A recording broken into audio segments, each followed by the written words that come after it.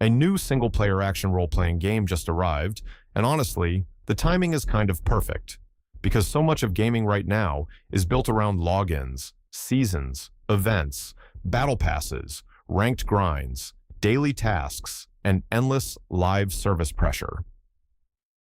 Then here comes The Adventures of Elliot, the Millennium Tales, a new Square Enix published adventure with HD 2D visuals, time travel, real-time action combat, and the kind of classic fantasy energy that immediately makes you ask one thing: is this actually worth your time right now? Not just is it pretty, not just does it have a good trailer, not just does it come from people connected to beloved role-playing games like Octopath Traveler and Bravely Default. The real question is simple. Should you play The Adventures of Elliot, the Millennium Tales at launch, or should you wait? And based on the early picture, I think the honest answer is this. For the right kind of player, this looks like a play now game, but that does not mean it is for everyone. So let's talk about what this game is, why it is getting attention, what seems to work, and what could make some players bounce off. The basic setup is pretty clear: The Adventures of Elliot. The Millennium Tales is a new action role-playing game developed by Square Enix and Claytek Works and published by Square Enix. It launched on Nintendo Switch 2, PlayStation 5, Xbox Series consoles, and PC. It is not a turn-based role-playing game. It is not an open-world live service grind. It is a focused action-adventure with real-time combat, exploration, puzzles, time travel, and a companion character named Faye. And that matters because this is not trying to be the biggest game in the world. It is trying to be a focused adventure. That alone makes it interesting right now. Because sometimes the most valuable game is not the one asking for the most hours. Sometimes it is the one that knows what kind of experience it wants to be. The hook here is time travel. Elliot moves between different eras through magical doorways of time, and the world changes depending on where and when you are. That means exploration is not just walking across a map once. Paths can change. Dungeons can shift. Areas can open up or close off. Actions in one era can affect what you see later. That is the kind of idea that can make a smaller adventure feel much bigger than its map size. And from the early impressions, this is one of the strongest parts of the game. The time travel is not just a story gimmick. It affects exploration, puzzles, world layout, and the way the adventure unfolds. That gives the game a reason to exist, beyond just being another pretty HD 2D project. Combat is also real-time. Elliot can equip different weapons, use basic attacks, charged attacks, guarding and timing-based perfect guards that can stun enemies. Faye supports him with spells, movement options, buffs, and abilities that matter in both combat and puzzles. That sounds simple on paper, but the important part is that the game seems to open up over time. Early combat may feel limited. That is one of the caveats.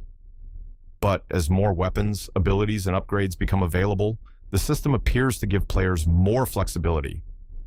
So the appeal is not that this is a brutally complex action game. The appeal is that it blends classic adventure comfort with enough modern systems to keep the journey moving. You explore, you fight, you find secrets, you solve puzzles, you move between eras, you upgrade, you follow a story with heart. And for a lot of players, that is exactly the point. Not every game needs to become your second job. The biggest strength of The Adventures of Elliot is probably its feel. The visuals are vibrant.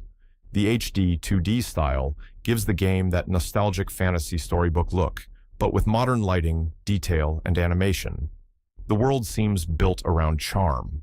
The kind of charm where a glowing doorway, a changed path, or a small character moment can do more than a massive open-world checklist. Early reviews seem to praise the story, the art direction, the music, the time travel structure, and the relationship between Elliot and Faye. That companion dynamic matters, because in a game like this, the adventure only works if you care about the journey. If the characters feel flat, the beautiful visuals can only carry so much. But the early response suggests that the emotional side is one of the reasons people are connecting with it. That is why this fits GamingRealm so well. The question is not just, is this game good? The question is, who needs this game right now? And I think the answer is pretty clear. This is for players who want a focused single-player adventure. Players who miss that classic action role, playing feeling. Players who like exploration, secrets, time mechanics, companion stories, and a world that changes as you move through it.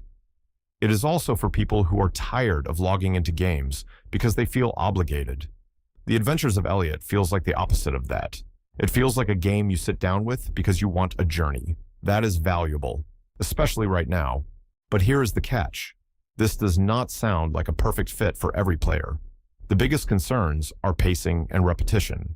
Some early feedback points to a slower opening, especially while the time travel systems are being introduced. There are also notes about some dungeon designs feeling repetitive, and some puzzles not becoming as deep or demanding as they could be. That matters, because a game can be charming and still ask for patience. And if you are someone who needs the first hour to move fast, or someone who wants deep combo-based combat right away, this might not hit immediately. The combat seems to become more interesting as tools and options unlock, but if the early hours feel too constrained, some players may not stick around long enough to see that. There is also the question of whether the game fully escapes nostalgia. HD, 2D visuals are beautiful, but they are not enough by themselves. A game like this has to prove that its world, combat, puzzles, and story can keep you engaged after the initial charm wears off. That is where the recommendation needs to be honest. If you love the style, if you enjoy deliberate pacing, and if the idea of a time travel action adventure sounds exciting, this is probably worth playing now. But if you are mostly looking for intense action depth, massive replay systems, or constant momentum, this might be a wait-for-sale game. That does not make it bad. It just means the value depends on the player. So, what is the verdict? For me, based on the current launch picture, The Adventures of Elliot. The Millennium Tales lands in the Play Now category for the right audience. Not because everyone needs to buy it today, not because it is flawless, but because it seems to know what it is. It is a focused single-player action role, playing adventure with charm, time travel, emotional storytelling, and a classic fantasy feeling that stands out in a crowded market.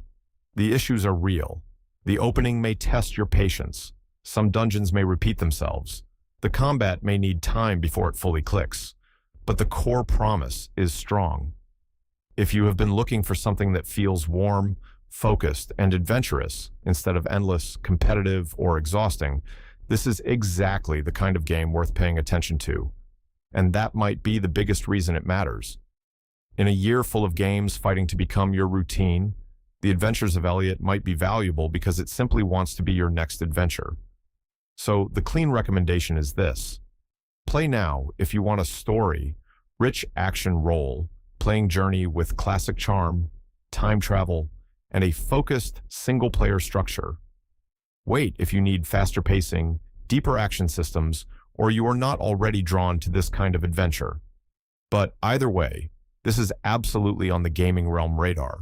Because sometimes a game does not need to be the loudest thing in the room. It just needs to be the right game at the right time.